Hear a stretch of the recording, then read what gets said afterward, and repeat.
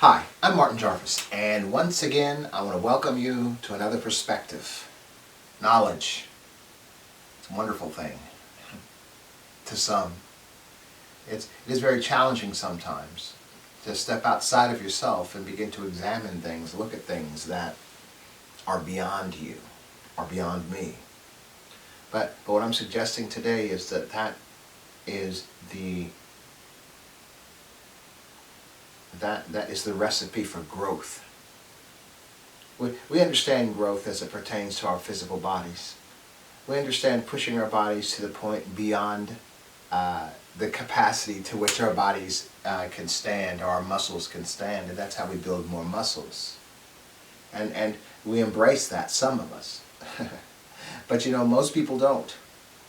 We live in a nation, we live in a world that is full of people, the majority of people that are out of shape.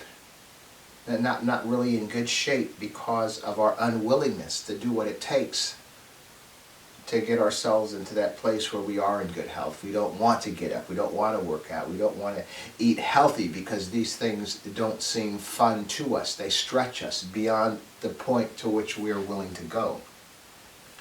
And we need to change that.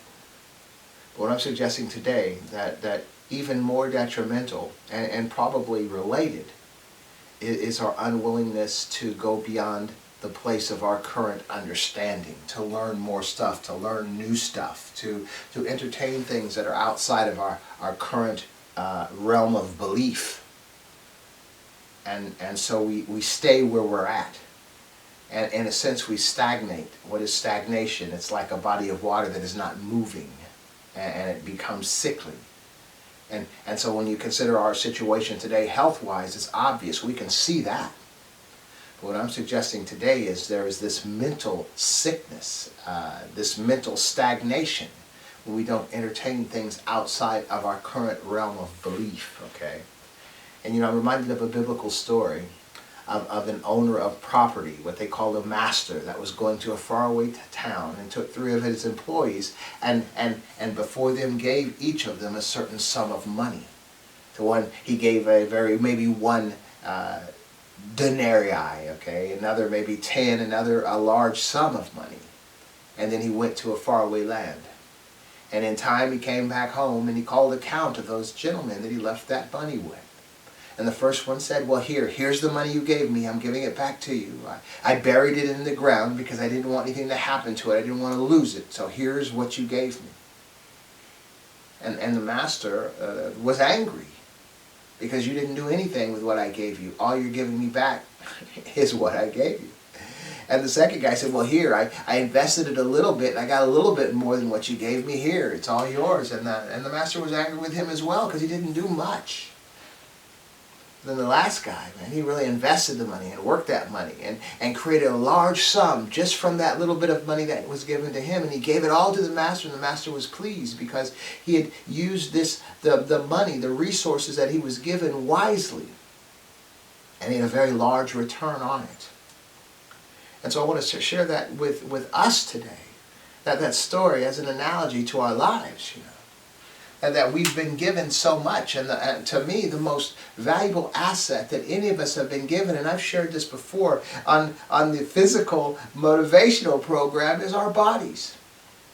And so how we take care of our bodies, what do we do? Do we just maintain and just become lethargic and overweight and unhealthy, or do we take care of ourselves? And because there's so much potential. You know, and now I'm not trying to be a Mr. Universe. I'm not trying to compete. I'm not even trying, but I'm trying to do something to keep my body right. I'm trying to do something, you know, within the realm of my reach to make myself better. What I'm suggesting is that our minds are the same way. That how many of us are unhealthy minded simply because we have not pushed ourselves beyond that place that is comfortable, okay? And because there is a big return. And lately we've been talking about the science and the quantum physics and about religion and spirituality, and it's sort of uncomfortable for some folks It's uncomfortable for the spiritual folks to embrace the science. It's sometimes uncomfortable for the science folks to embrace the spirituality. But really the key here is to reach beyond what you currently believe, what you currently know, to stretch yourself. Because as we understand, we use a very small portion of our brains, as far as what, and we know that, especially if we have kids, right? Our parents probably said the same thing about us. But anyway, we have a long way to go. It's like having this really advanced computer system, right? But just using it to play solitaire on.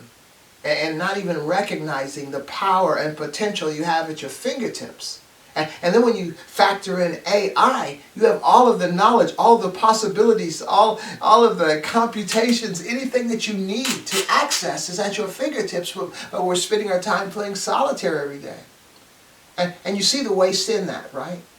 You see the potential that your computer has to do so many great things, but it's just like we're just right here in this small piece. Not even utilizing the vast amounts of memory and storage and calculating power and potential it has, and access power, especially with AI. What I'm suggesting is it's the same thing with our brains. We don't stretch ourselves. we don't go out any further than we need to. And what I'm suggesting is that it's like wasting. We're wasting the potential that we've been given. Okay? And I find this very frustrating at times, especially with religious folks. Who refuse to look at things that might challenge, or even make them think about what they've embraced. Whether it's, the origins of the Bible, or who was King James really, or what, and the teachings of Christ versus the antics of the church, whether it's the European church that made exploits into various lands, or even the church in America today. Why are the preachers and pastors living in larger homes and finer restaurants and better clothes than their parishioners? Was that really the point of Christianity? And so, but if we don't entertain thoughts outside of our current realm of belief, this is where we're at. A lack of education. And when I say education isn't necessarily formal education. Okay. Let me give you a little bit of background. I know in many programs I talk about my education, how when I was 50 I went back to school to earn my associate degree, my bachelor's degree, and my MPA, yes. But before that, I was attending MIT. Now you might say, what? And then, no, not really attending MIT, but I was sitting in on the classes. Okay? Now understand this, I was just a walking mailman with a high school diploma, delivering mail in the inner city for hours a day. But I realized something. I realized, first of all, the physical part of it. If I have to walk every day, 20 miles a day, which is what my route was, I'm going to turn this into exercise. So I'm at least, when I get up in the morning, every morning, I'm going to eat healthy all throughout the day, throughout my mail route, all the way until I get off of work. That way, since I have to exercise, I might as well eat right while I exercise. Okay, that was my logic. Okay, so I pushed myself beyond necessary. Beyond the unnecessary requirement. And as well, I decided since I had to be out there walking like 5 and 6 hours a day, I might as well be thinking about things that will increase my intellect. So I mean, I was studying, I was studying psychology, I was studying economics, I was studying marketing, I was studying Six Sigma, some of y'all know what that is. I was studying all kinds of things. Matter of fact, once I bought 3 books for the price of one. They were on sale, and one of them was How to Buy Bank-Owned Properties. And I put that, I didn't even listen to it. I just bought it because they were cheap that day. This is on audiobooks. And then about a month or 2 later, I decided to listen to it. I was bored one Saturday. And it was like, man, that's interesting. So it was a quick read. It was about a 6-hour read. And then the next Monday, that was Saturday. Monday, I went ahead and just listened to the same audiobook again. And within 30 days, my first bank-owned property, okay? And simply because I opened myself up to knowledge that I didn't have, okay? And the MIT thing came, I was just bored, and I was still on the mail route looking at YouTube stuff, and there was this, they were having lectures, the actual classroom lectures from MIT on quantum physics. Sounded kind of interesting. So I started accessing it, okay? And so for the next, I don't know, year or two, that's all I did was listen to lectures on quantum physics, actual classrooms where these MIT instructors were teaching their students. Now, admittedly, half the stuff I didn't understand, but half the stuff I did understand. And I was intrigued by that. So guess what? For 20 years now, I've been studying quantum physics. Not formally, no college credits, because I probably failed the classes, but I got some good stuff. And then I began accessing other audiobooks, the lectures of a guy named Richard Feynman. He was a pioneer in this stuff, you know, from like the 60s and all. And then I've studied now on YouTube. There's stuff with Einstein, with entanglement, with uncertainty, with dark matter, with all this stuff that I've been studying over the years. Now this is in addition to my actual formal college education where I earned my MBA.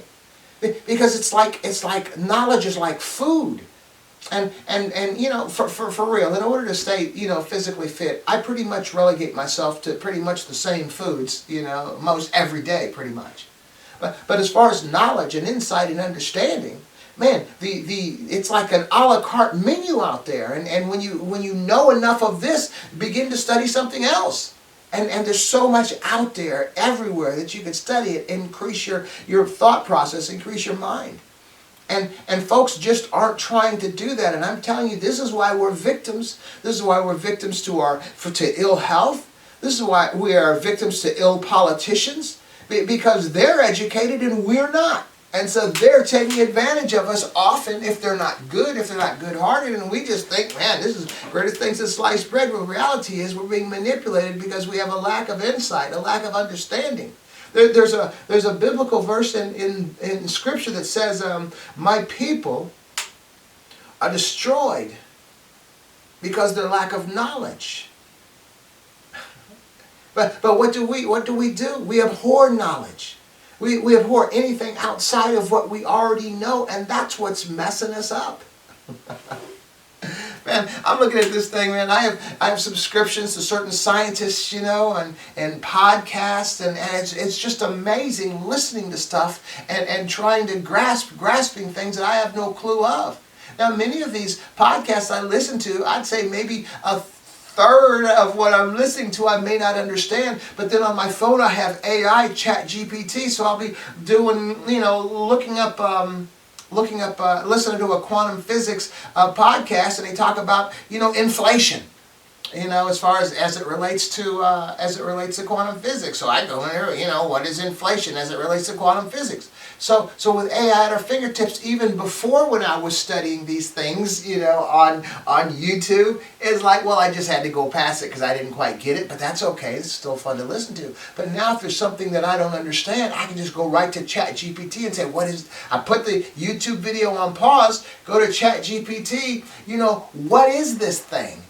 And I get the understanding, and then I go back and continue listening to that YouTube podcast. It's very, very important for our growth.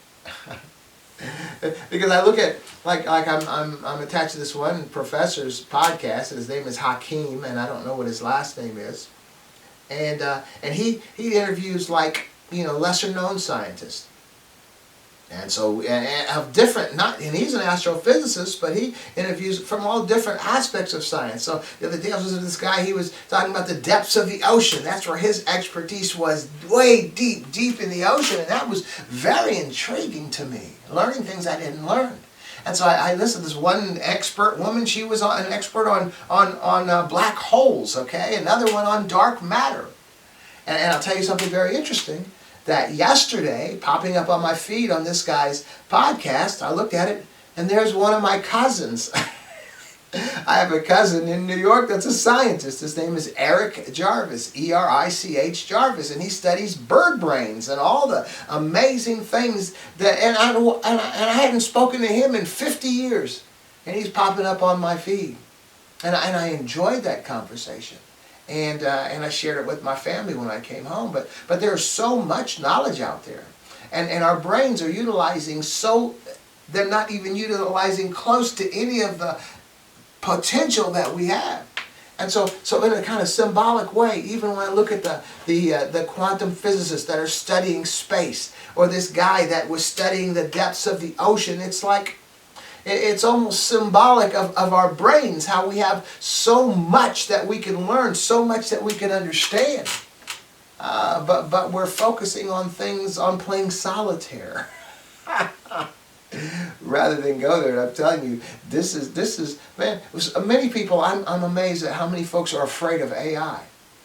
Now, admittedly, there are some problems like the water usage, they're going to figure all that out. They could use AI to figure out how do we do this, So there are certain problems with AI, but folks are so afraid that AI is going to destroy the world. I mean, we've seen too many movies. We've seen like iRobot, and we've seen so many other movies out there that give us this fear that we can't embrace the goodness out of AI or afraid of it.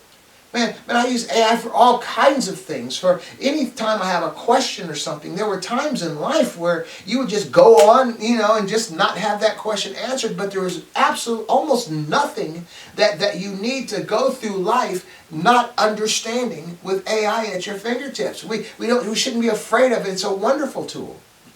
I was speaking to this one person, and they were, AI, we should just, human interaction, and I'm like, no, AI is a tool. And man, I've written like 25 or so books. My first 5 or 6 or 7 books, my sister, the PhD, she was my proofreader. And I think by the second book, she was getting tired of it because she's my sister. She was helping me because I'd be, well, how's this? I'd send it to her. Then she'd send it back. Well, look at this correction. Should be a comma here. Should be a colon here.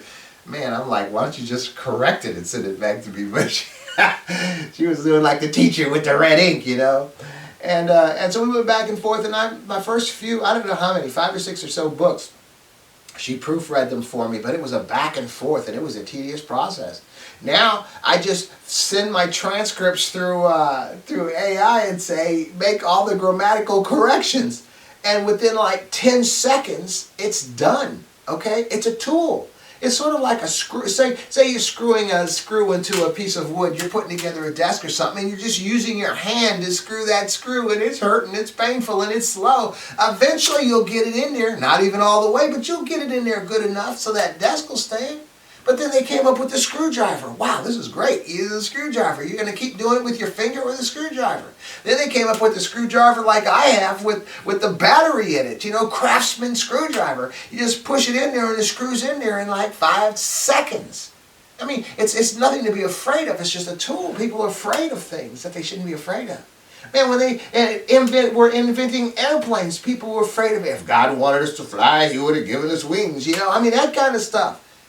People were afraid of the heart transplants. All these things, these scientific discoveries, medical discoveries, people were afraid of. And we've seen the movies. Some of the movies where a guy gets a heart transplant, then he begins to take on the mind of the person who had the heart, the evil mind or something, or he gets a hand transplant and it's choking him. I mean, we have so much fear about the unknown. No, man, it's unfounded. AI is a tool. And we have the intellect to do great things. All of the stents, heart stents, heart surgery, angioplasty, all these things that we know how to do. Come on now, it's because somebody stepped outside of the comfort of their own intellect and wanted to learn more.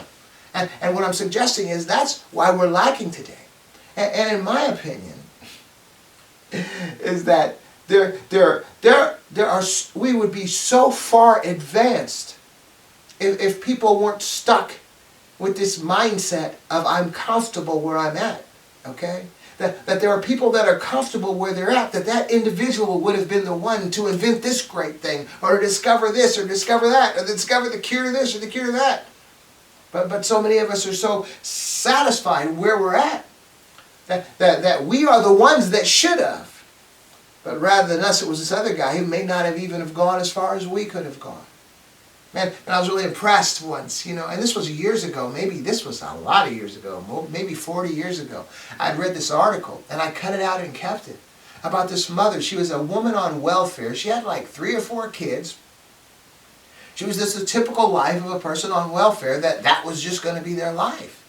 But all of her life from the time she was a younger person, she always wanted to be a doctor. And so she had determined at this point, she had like 3 kids on welfare, her situation was jacked. She decided that she was going to go to school, go to night school, and whatever. She was going to make her way to become a doctor. Man, I'm telling you, it took her like 15 years or more, but that woman eventually became a doctor. And you know what? That all that time that she spent on welfare, all that time that her life wasn't what it could have been, that didn't even matter anymore. She's a doctor, and I'm sure by now she's a retired doctor. She was able to change the trajectory of her life, and I guarantee you, those 3 kids that she had, she affected the trajectory of their lives. That would have been something that was something now, way more than it would have been if she had stayed in that position that she was in. Why? Because she had decided that she wasn't satisfied knowing simply what she knew. She needed to know more, and she did it. Man, and I'm telling you that it's like things, it's built upon all of your knowledge, all of your education. So when I was studying quantum physics, I had no idea Obama was going to be president. I was going to be impressed so much. I was moved to go to school that I was going to get an associate degree, a bachelor's degree, and an MBA. I mean, I didn't know that. But what I'm suggesting is, as I was listening and studying the quantum physics, sitting in on these lectures at MIT through YouTube, all this stuff was building up to gave me a hunger and a thirst for knowledge. And it was like at the right time, I decided to go to school just to get an associate degree and just didn't stop till I had an MBA. But it was all a process of opening myself up and learning and hungering for knowledge and got me to that point to where now there was a formal education available, and that's what I did. And that's the way it is all through life. And so we have to expose our children. Now let me tell you, when my daughter was young, she was about 4 years old, I took a lot of heat. I took a lot of heat from my wife. I took a lot of heat from my sister. I took a lot of heat from my mother, from her, my wife's mother, all these people, because I wanted my daughter to practice the martial art when she was going into kindergarten. Now, we want the best for our kids. And we were sending our kid to a real good school. That school had like 5 black kids in it. And my daughter was a little bit pudgy. She wasn't really overweight, but she wasn't, she was a little bit pudgy. And all I knew was sending my little black daughter to this school, which was a good school, but with these kids, these white kids, and she was a little pudgy black kid, and not too many of them. She was like the perfect opportunity to be victimized by these kids. Y'all know what I'm talking about. And so I figured I needed her to practice karate. Now in my mind, first of all, I practiced the martial art, many types of martial art throughout my life, up until I was about in my mid-30s. So I know the confidence that martial art builds in an individual. I also know that most people have no clue about martial art, especially kids. So if you walk into kindergarten and they know that you practice karate, even if you're really elementary, that their minds are going to be blown and you're less likely to be picked on. You're less likely to be bullied. They probably want to be your friend. And so I wanted her to practice karate. But nobody now I was fighting, man. They were like, nah, you just wanted her to practice karate because you did. That's not the case, but what if it was the case? But it wasn't the case. I knew I couldn't protect my little girl when she was in school. And I do remember growing up, kids that were bullied. Who doesn't? Okay, you never want your kid to be that person. So I wanted to join, and nobody was for it. And then she didn't even want to do it because she was listening to all these other voices that were against it. So what I did was, that was when the Karate Kid came out with Will Smith's kid, Jaden Smith. And of course I had seen the old one years ago, but so I said, let's go to the movies as a family tonight. My wife was amazed because usually she has to come up with the ideas, right? So sure. So we're all sitting at the movies. So my wife's sitting over here, my daughter is sitting between us, and we're watching the Karate Kid. And y'all know how that ends up. The boy gets bullied, pushed around, beat up, and all that stuff. And I whispered to my daughter's ear, I said, do you want that to happen to you? Because she was just getting ready to go to kindergarten. I said, do you want that to happen to you? She goes, no. I said, do you want to practice karate? Yes. And that was it. Started practicing karate in kindergarten. And so she went to school. And by the time she went to school, right around that time, she got her yellow belt, her first belt, okay? And so I had, of course, I had a picture of that. And so show and tell was coming in her little kindergarten class. So good. This is what you're going to do for show and tell. I'm going to get a little picture frame. You're going to have a picture of you getting your yellow belt from the black belt teacher. You're also going to have a picture of you standing there like this. And I think another picture with her with what they call a cat stance, or something like that, with this leg up, not a cat stance, whatever, with your leg up getting ready to do a kick. And that's going to be your show and tell. I mean, I planned all this. And she went to school. That was show and tell, man. All these kids were amazed. Karis practices karate, so she was like the hero. So she had all these friends. I knew it. That's the plan. But let me tell you what that did. So now she practiced karate from kindergarten, first grade, second grade.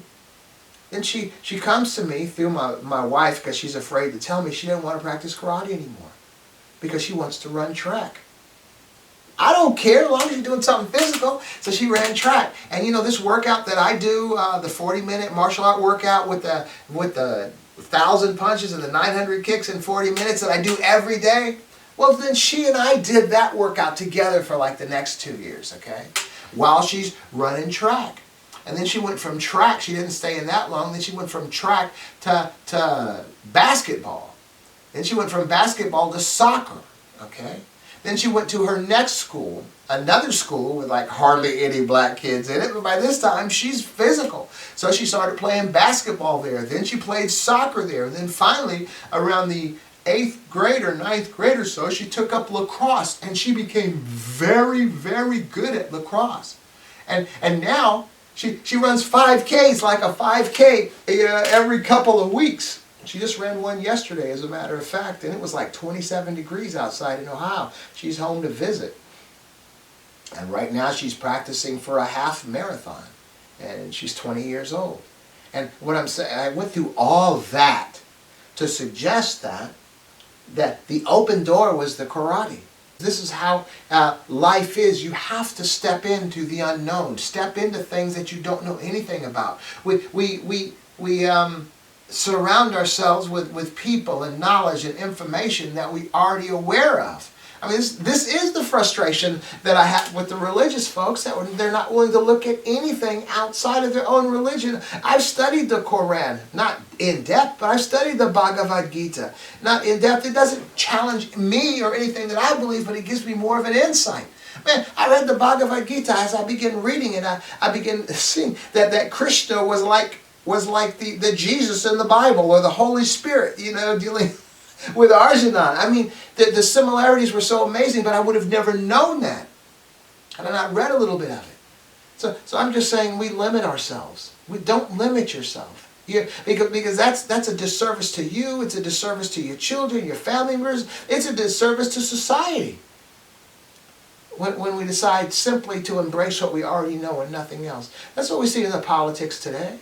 That's what we see in the fighting and the bickering and all the negativity. There's so much ignorance in the rhetoric that the masses of people are spewing because they don't have any knowledge higher than what's been given to them. And I'm telling you, it's my feeling that with AI and with Google and Siri at your fingertips, there is no reason to remain ignorant. And with all the information out there in YouTube, I mean, go to Reliable and go to classes. Go to school. Do something. Take a class. Take a college course at your local community college. Let that be the door to open you to insight, to understanding, to getting more than what you've gotten already. There's so much knowledge out there to be gained by you, and it will help you. It will improve your life. Now, I'm going to give you the last little tidbit here. I hope I've been convincing enough to get you out that chair, to get you. Of course, I want you to exercise and work out and eat healthy and be healthy. And I want to talk about that too in a minute. but it's just as important. It's just as important for you to disseminate, for you to teach the information that you've learned as you're learning it. Because that's what's going to solidify it. That's when you're really going to get it. See, now I'm going to tell you, I don't see myself as a genius as far as planning out the steps in my life to make sure I got to certain points in my life. I mean, it just worked out. And what worked out for me is what I'm sharing with you now. Man, when I came in this thing into the religion with an epiphany when I was 28 years old, man, I was really motivated, and I began to study. And I mean, I studied like with religious books, and maybe 5 or 6 different ones on the floor. Of course, I was single at the time.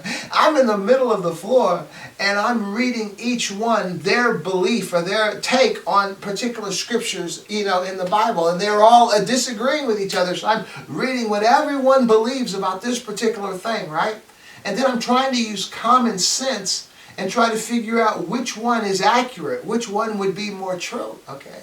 And then around that time, so I'd been in the religion maybe about 3 years, and I began, somebody suggested, so I began teaching kids that were bussed in from the inner city once a week.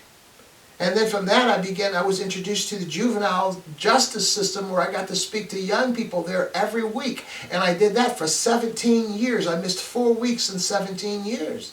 And then I went from there, and during that process, I was like in the church, a deacon, an elder, and I was a staff pastor for like 20 plus years. So, and I've been on TV, this program, for the past 20 plus years, almost 21 years. So and what I'm doing right here with you right now, okay? And so what I'm doing is I'm giving you what I know. That's what solidifies it. That's what makes it even more real to me. It's just not enough to read the book. You're really not getting it. But as you begin to teach it, as you begin to share it, it's becoming ingrained within you. That's the key. That's the key in the martial art. I mean, look, at least it was in my day. You walk into a martial art and you're a white belt immediately. And the first thing they try to teach you is what they call a reverse punch. The karate punch and all that. It's a reverse punch. And it's so hard, you're trying to get it. I don't know why, but it's so difficult. But within a couple of weeks, you got the reverse punch down perfect. And then now they're teaching you how to do a front kick, a front snap kick. Okay, now they got a new guy that just joined the class. They're going to have you teach the new guy how to do a reverse punch, while at the same time you're learning how to do a front kick. So then about a couple months later, a month later, or whatever, you're learning how to do a side kick. Okay, now the guy that you taught to do a reverse punch, he's teaching another guy how to do the reverse punch. You're teaching that guy how to do a front kick. Okay. And then, of course, you're all joining together in the class and doing stuff. But everybody in the martial art, at least in my day, was not only a student, but they were always a teacher. Because there's nothing that solidifies what you've learned than teaching it to someone else. So gather all that, garner all that. And I want to say, yeah, we'll leave it at that. That's enough. We'll save anything else for the next program. I know I've talked your ear off. I hope you got something out of this. I do want to thank you for joining me for another perspective, and I want to invite you to join me again. You take care. Bye.